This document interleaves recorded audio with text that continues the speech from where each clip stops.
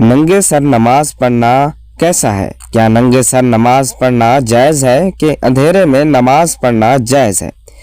کیا ناپاک کپڑے سے نماز پڑھنا جائز ہے؟ بسم اللہ الرحمن الرحیم۔ السلام علیکم ورحمۃ اللہ وبرکاتہ۔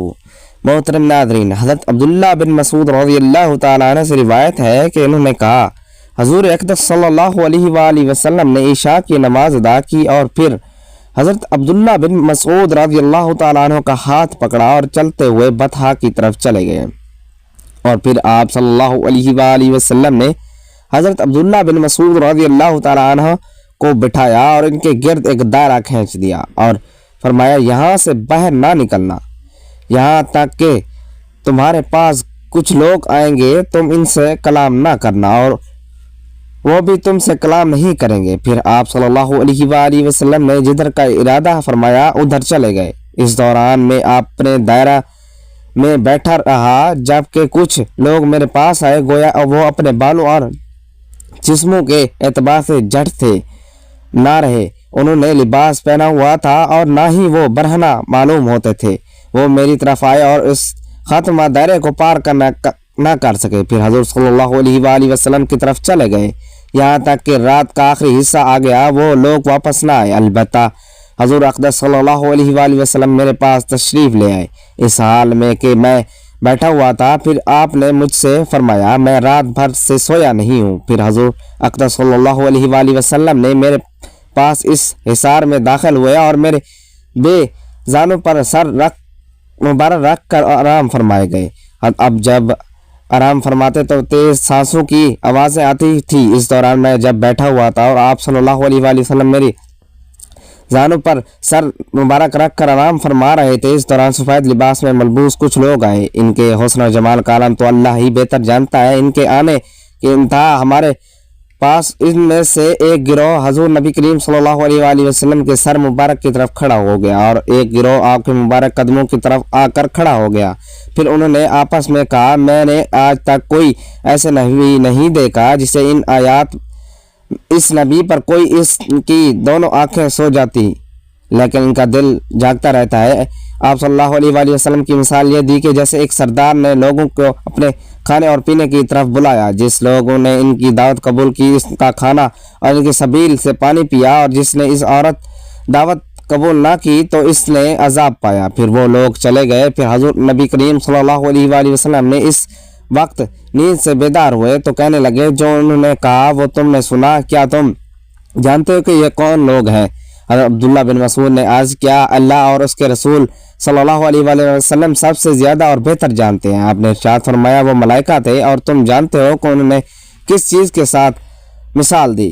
میں نے عرض کیا، یا رسول اللہ اور اس کے رسول صلی اللہ علیہ وآلہ وسلم سب سے زیادہ اور بہتر جانتے ہیں۔ آپ صلی اللہ علیہ وآلہ وسلم نے فرمایا، انہوں نے اللہ رحمان تبارک و تعالیٰ کی مثال دی ہے کہ اللہ نے جنت بنائی اور اپنے بندوں کو اس کی طرف بلایا، جس نے دعوت قبول کی وہ جنت میں چلا گیا اور جس نے قبول نہ کی اس نے سزا پائی۔ حضرت میمونہ رضی اللہ تعالیٰ عنہ فرماتی ہے کہ نبی کریم صلی اللہ علیہ وآلہ وسلم نے وضو کیا، پہلے دونوں ہاتھ دھوئے، پھر دائیں ہاتھ سے پانی ڈالا اور بائیں ہاتھ پر پانی ڈالا، پھر اپنی شرمگاہ کو دھویا، پھر اپنا ہاتھ زمین پر رگڑا، پھر کلی کی اور ناک میں پانی ڈالا، پھر اپنا چہرہ اور دونوں بازو دھوئے، پھر سر کا مسح کیا، پھر پورے جسم پر پانی بہایا، آخر میں دونوں پاؤں دھوئے۔ امام بخاری رحمۃ اللہ علیہ نے اپنی صحیح بخاری میں یہ ابواب قائم کیے ہیں تاکہ اس مسائل کی وضاحت ہو سکے۔ لہٰذا اگر کوئی شخص غسل جنابت کے دوران وضو کرنا مسنون ہے، اگر کسی شخص نے غسل جنابت سے پہلے وضو کیا ہوا ہے اور پھر پورا جسم دھو لیا تو اس کا وضو اور غسل دونوں مکمل ہو جائیں گے۔ وہی وضو نماز کے لیے کافی ہوتا ہے اور دوبارہ اسے وضو کرنے کی ضرورت نہیں ہے۔ اگر آپ کی شرائط پوری نہیں ہے، مثال کے طور پر آپ کی شرمگاہ ڈھپی ہوئی نہیں ہے تو اس کو وضو ٹوٹ جائے گا اور آپ کو نماز کا وضو دوبارہ کرنا پڑے گا۔ انس بن مالک رضی اللہ تعالیٰ عنہ سے روایت ہے کہ ایک مرتبہ ہم جب حضور نبی کریم صلی اللہ علیہ وآلہ وسلم کے ساتھ تھے تو آپ مسکرائے یہاں تک کہ آپ کی داڑھی مبارک ظاہر ہو گئی۔ آپ نے فرمایا، تم جانتے ہو کہ میں کیوں مسکرایا؟ صحابہ کرام رضی اللہ اجمعین نے عرض کیا، اللہ اور اس کے رسول صلی اللہ علیہ وآلہ وسلم سب سے زیادہ اور بہتر جانتے ہیں۔ آپ نے فرمایا، جب قیامت کے دن کو اپنے رب سے حجت بازی کرے گا کہ کہے گا کہ آپ نے مجھے ظلم سے نجات نہیں دی، تو اللہ فرمائے گا کیوں نہیں، میں تو بندہ کہے گا صرف میرے جسم سے ہی گواہی لی جائے گی، تو اسے کہا جائے ٹھیک ہے آج کے دن تیرا جسم معتبر ہے، چنانچہ اس کے منہ پر مہر لگا دی جائے گی اور اس کی اعضاء سے کہا جائے گا کہ کلام کرو، وہ اس کے اعمال کے بارے میں سب کچھ بتائیں گے، پھر اس کے درمیان اور اس کے کلام کے درمیان رکاوٹ ہٹا دی جائے گی جو اس کے منہ پر لگی گئی تھی، تو اپنے اعضاء سے کہے گا تم غارت ہو، تمہیں تو بچانے کے لیے میں جھگڑ رہا تھا۔ حضرت انس بن مالک رضی اللہ تعالیٰ سے مرفوع روایت ہے کہ جس یکم رجب کو مغرب کی نماز کے بعد 20 رکعتیں پڑھی، ہر رکعت میں 100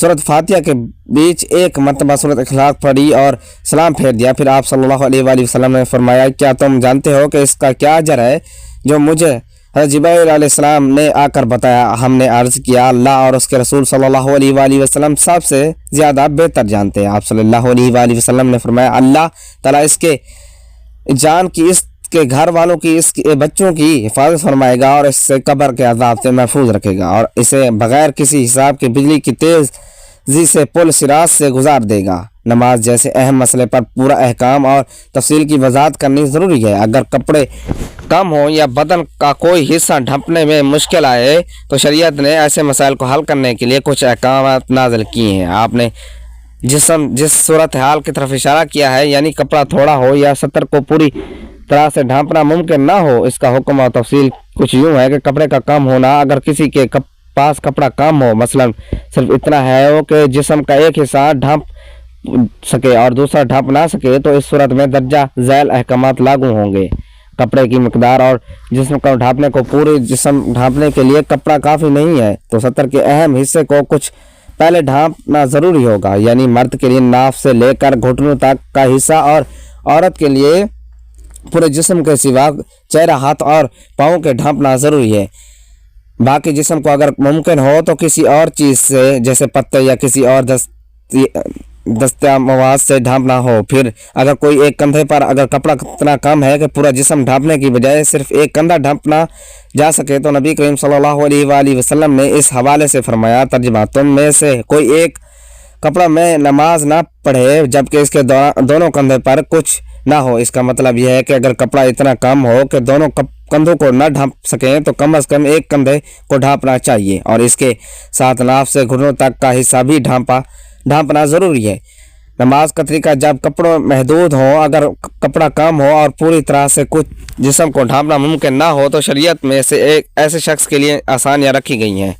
بیٹھ کر نماز پڑھنا، اگر کپڑا کم ہو اور کھڑا ہو کر نماز پڑھنے سے جسم کا سطر کھل جائے گا تو ایسی حالت میں بیٹھ کر نماز پڑھنا جائز ہے تاکہ سطر زیادہ سے زیادہ محفوظ رہے۔ اندھیرے میں نماز پڑھنا، اگر سطر کا مسئلہ درپیش ہو تو اور کپڑے بہت کم ہو تو بعض علماء کے مطابق اندھیرے میں نماز پڑھنے کی اجازت دی جا سکتی ہے تاکہ سطر کھولنے کی صورت میں لوگوں کی نظریں سے محفوظ رہے جا سکے، لیکن اصل مقصد پھر بھی جسم کو حتی المکان ڈھانپنا، نماز ننگے بدن پڑھنا۔ اس طرح حالت میں اگر بالکل کوئی کپڑا نہ ہو اور نہ ہی کوئی ایسی چیز میسر ہو جس سے ڈھانپنا جا سکے تو فقہ کے مطابق ایسے شخص پر لازم ہے کہ وہ نماز اپنے وقت پر ادا کرے، لیکن ایسی صورتحال میں اتنا مجبوری تو بیٹھ کر نماز پڑھے تاکہ سطر سے زیادہ ڈھانپے جا سکے۔ اگر کپڑا بالکل نہ ہو اور کوئی چیز بھی میسر نہ ہو جس سے جسم ڈھانپے جا سکیں تو پھر بھی نماز ادا کرنی چاہیے۔ حالانکہ اس طرح حالات اضطراب میں ایسی صورتحال اتنے انتہائی مجبوری کی ہوگی، لیکن نماز کے بعد کپڑے میسر نہ ہو دوبارہ ادا مستحب ٹوپی موجود ہو، کاہلی اور سستی کی وجہ سے پہننا، ننگے سر نماز پڑھنا مکروہ اور نماز کے بعد دعا کرنا نہیں، لیکن نماز کے بعد قبول ہے۔ آپ صلی اللہ علیہ وآلہ وسلم سے ثابت ہوا کہ اس لیے کہ دعا آپ مانگنے چاہیے نبی مکرم صلی اللہ علیہ وآلہ وسلم نے ننگے سر نماز پڑھنے سے منع فرمایا۔ ناظرین کرام، نماز کی حالت میں سطر عورت فرض ہے۔ مرد کو سطر ناف سے لے کر گھٹن تک اور عورت کا سطر تمام جسم ہے، صرف چہرہ، ہاتھ اور پاؤں کا کھلا ہونا یا مستثنیٰ ہے۔ جب اللہ تبارک و تعالیٰ نے توفیق اور وسعت دی ہے تو بہتر ہے کہ ٹوپی یا امامہ پہن کر نماز پڑھیں، جیسا کہ امام بخاری صحیح بخاری کے اندر حضرت عمر رضی اللہ تعالیٰ سے آپ نے روایت کرتے ہیں کہ جب اللہ نے وسعت دی ہے تو وسعت اختیار کرو۔ امام شرانی لکھتے ہیں کہ حضور نبی کریم صلی اللہ علیہ وآلہ وسلم نے امامہ ٹوپی کے ساتھ सर ढांपने का हुक्म देते थे और नंगे सर नमाज पढ़ने से मना फरमाते थे। हज़रत नबी करीम सल्लल्लाहु अलैहि वसल्लम, असहाबा कराम, ताबीन और सालिहीन का तरीका इमामा या टोपी से ढांप कर नमाज पढ़ना था। इसलिए जब इंसान के लिए इमामा या टोपी हासिल करने की वसअत हो तो वो नंगे सर नमाज ना पढ़े, इमामा बांध कर या टोपी पहन कर नमाज पढ़े। नाज़रीन कराम, टोपी पहन कर नबी करीम मुकर्रम सल्लल्लाहु अलैहि वसल्लम और असहाबा कराम की आदत मुबारक थी। इसके लिए हद बहैसियत मुसलमान तमाम हालात में टोपी पहननी चाहिए, जो बायस अजर व सवाब है। और नमाज की हालत में टोपी पहनना ज़रूरी है, क्योंकि सुस्ती और गफलत की वजह से नंगे सर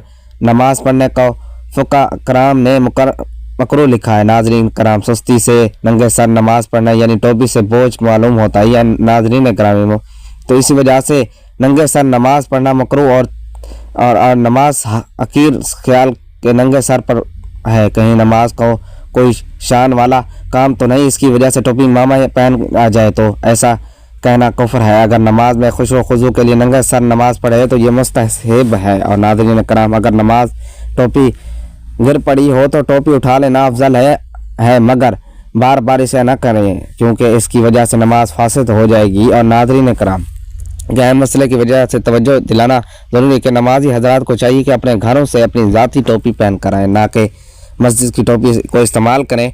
नमाज अल्लाह के कुर्ब का ज़रिया है, क्योंकि बंदा जब मस्जिद में जाता है तो अपने रब के सामने करीब हो जाता है। ये दुनियावी परेशानी और गमों से निजात दिलाती है, क्योंकि जब अल्लाह ताला के सामने बंदा खड़ा होकर इससे बात करता है तो इसका दिल और सुकून इत्मीनान से मिलता है। ये सब्र और इस्तकामत सिखाती है, क्योंकि नमाज के ज़रिए बंदा हर हाल में अल्लाह पर भरोसा रखना सीखता है। वक्त की पाबंदी और नज़्म ज़ब्त की आदत डालता है, क्योंकि इस दिन में 5 वक्त मखसूस औकात पर नमाज पढ़ने से इंसान में डिसिप्लिन पैदा होता है। नमाज अल्लाह की रहमतों को खींच लाती है, क्योंकि जो शख्स नमाज पढ़ता है इस पर अल्लाह की ख़ास रहमत और हिफाजत होती है। ये शैतान से हिफाजत का ज़रिया है, क्योंकि जो बंदा नमाज का आदी होता है शैतान इससे तो कहता है कि कब्र और आखिरत की रोशनी, क्योंकि हदीस पाक में आता है कि नमाज क़यामत के दिन मोमिनों के लिए नूर होगी। ये गुनाहों की माफ़ी और इनके मिटने का सबब बनती है, क्योंकि नबी करीम सल्लल्लाहु अलैहि वसल्लम ने फरमाया कि नमाज गुनाहों को ऐसे धोती है जैसे पानी मैल को कुचल को धो देता है। ये माल व दौलत की बरकत का ज़रिया है, क्योंकि जो लोग नमाज की पाबंदी करते हैं अल्लाह इनके घर में रिज़्क़ में इजाफा फरमा देता है। ये माशराती बुराइयों से बचाती है, क्योंकि जो शख्स नमाज पढ़ता है वो चोरी, ज़िना और बेहयाई से बचने की कोशिश करता है। ये अल्लाह के अजाब से निजात का ज़रिया है, क्योंकि जो शख्स नमाज छोड़ देता है इसके लिए सख्त वईद आई है, और जो नमाज पढ़ता है वो अल्लाह की पनाह में आ जाता है। अल्लाह हमें हज़ूर नबी करीम सल्लल्लाहु अलैहि वसल्लम की सुन्नत पर अमल पैरा होने की तौफीक अता फरमाए, और हमें इस्लामी तालीमात को सीखने और सिखाने की तौफीक अता फरमाए। आमीन सुम्मा आमीन। जज़ाकल्लाह खैरुन कसीरा। अल्लाह ताला हज़ूर अकरम सल्लल्लाहु अलैहि वसल्लम के 99 नामों में से एक नाम ज़रूर टाइप करें। शुक्रिया।